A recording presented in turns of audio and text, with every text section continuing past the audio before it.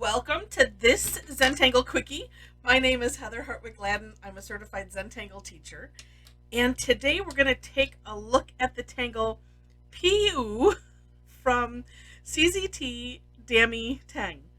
I just like the name of it. Oh, that's very cute. All right, so this is a grid pattern. And it's rather neat and not too hard, and we like that, and kind of looks cool. Well, if it didn't look cool, we wouldn't do it.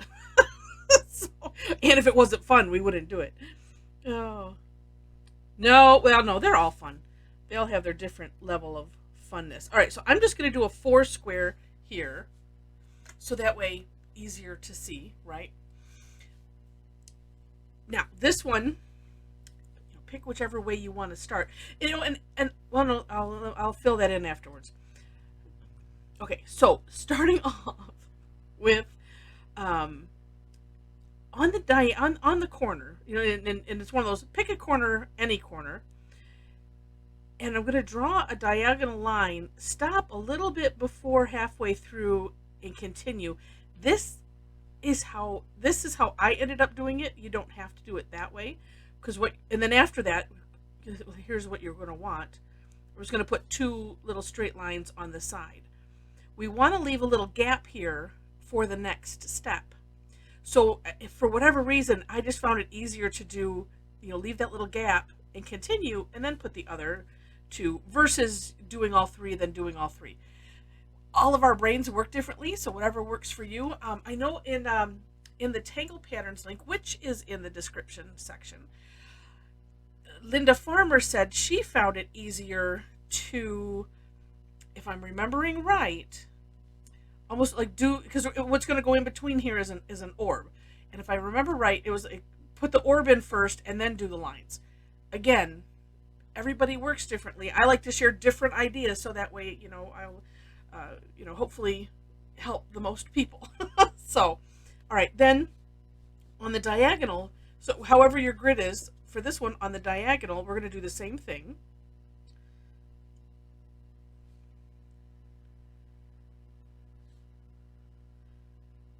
Okay, then we'll go ahead and put these orbs in. And what I do for putting the orbs in is I start right on the line and kind of go slow, so that way I touch the other line with the other side of the orb, like so.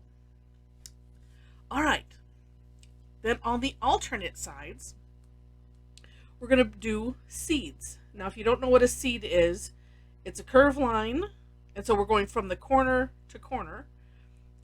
Curved line going one direction, curved line going, well, sort of curved, going the other direction. Sometimes the pen has a mind of its own, I will tell you that. Okay, we're going to do the same thing on both of these. Well, it's a little nicer. And then, inside those, we're going to fill them with orbs. And this is one of those things where I'm making myself go slow so that my orbs look really nice. Usually, I go way too fast, and they don't look so nice. And well, here's a couple tricks. One thing, starting right on the line here, when you have them and you want them to butt together real nicely, you can also start right there on, the orb, that you so that way they're touching and you're more assured that they're going to touch. But that's a trick that I sometimes use. All right, so just doing orbs, getting them in there as much as you can, letting it, the size of them will graduate and diminish as the line does, or the lines, and then the next thing, we want to fill in behind those. Usually when we do orbs, this is what we do. It really makes them pop and finishes it off really nicely. Now, if you're working real tiny, you just have to be careful. Sometimes it's almost like you can just put your pen down and let the ink just kind of soak into the paper, and that's good.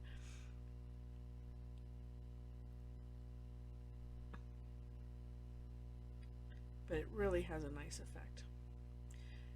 Now, the thing that while I'm filling this in, what I was going to mention earlier, and I figured it would make more sense once this is done. The pattern is essentially a 4 square. Because sometimes in a grid pattern, the pattern is in 1 square, right? And then we can use that 1 square and turn it around and use it as a fragment in the grid and create different shapes and patterns by turning it, having it go in different angles, turning it.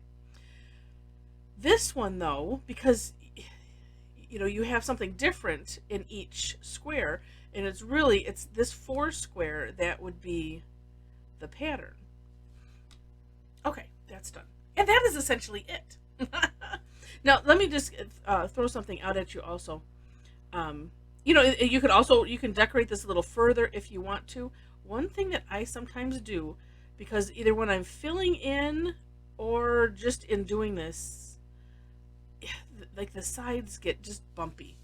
And what I found is if I just pretty much just trace over it, because it's really hard to be exact when you trace over something, I can get rid of those little like micro bumps that I don't like, that make me feel like, oh, that was kind of sloppy afterwards. You could even do that inside the orbs if you wanted to, if need be. And because like I see a little bit one there, but at the same time, you don't want to color in too much, because it's nice to have the orbs be as big as they can be, against that outline, or the the rest of the thing. All right, the rest of the seed. Okay, so that is it essentially. Now, of course, there's decorating that you can do. I was trying to think about shading, because I don't believe that. I think in the pattern, when you look at the Tangle Patterns link and the artwork, I think Damy more shaded the whole section versus the individual tiles. But you could do this, and I had some samples to share. You could, where these are gathered. Let's just try it.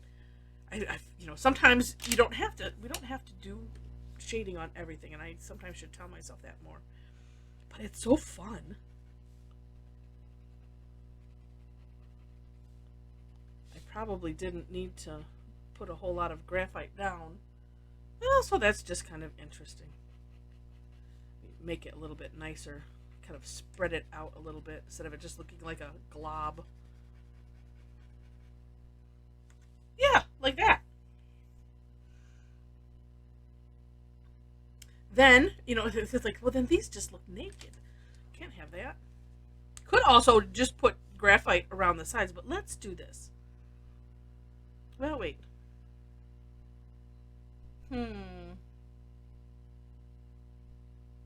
Thinking. Sorry. Pausing. Thinking. Let's just do it and see what happens.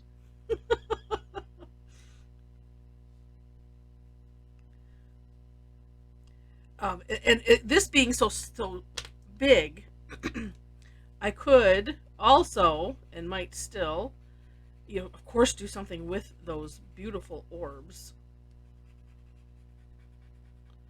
I mean, the thing is, you don't want to make it like just all gray either. Although hindsight, you could, fill in or something. Let's just see. Oh, look at how that just brings it a little bit to life. So that's neat.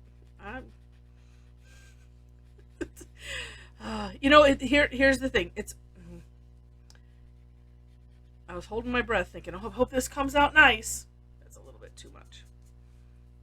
I've got too much graphite on. Well, sometimes I'll use the back. It's like we don't do erasers. It's just let's see what we can do. And being that I don't ever plan to do another take unless it's really horrible. then I might. But look at that, it made it kind of glowy. Makes these, doesn't it makes that all look a lot whiter. Isn't that interesting? I'm going to leave it like that. Oh, gosh, but the temptation is just there. All right. I'm going to do it. So I'm just putting a little curve line, little swoosh of, I'm feeling like I should have done this going the opposite direction on this side, but I didn't. So, you know what? And let's, oh, that's my white. It's so hard to keep a tortillon just for white, because I keep looking at this one here, like, oh, that one's clean. Oh, nope, that one's reserved for white. And it's really hard to keep one that is just for, oh, look at that, see? So you're using the graphite, so you can't have like a light graphite and a dark graphite one. Just every once in a while, just kind of have to wipe off the tip, or like here, I used what was left on there. But and that looks even cooler. Oh. Sorry, all of this it just never gets old. Shading is so cool. It really is. Okay, so that is it. But I wanted to show you in a larger grid, a larger grid, but it's done smaller. My brain today. So this is it done, all this direction. Okay, but thinking about this as the fragment that you can, in every four, you have to look at it as 4 squares. You can turn it and make a different pattern. You just get that out of the way there. And then you can have this. So instead of them all going the same direction, on the alternate 4 squares, I did it the opposite direction. And then you come up with that neat pattern. So, fun, fun, fun. Love it.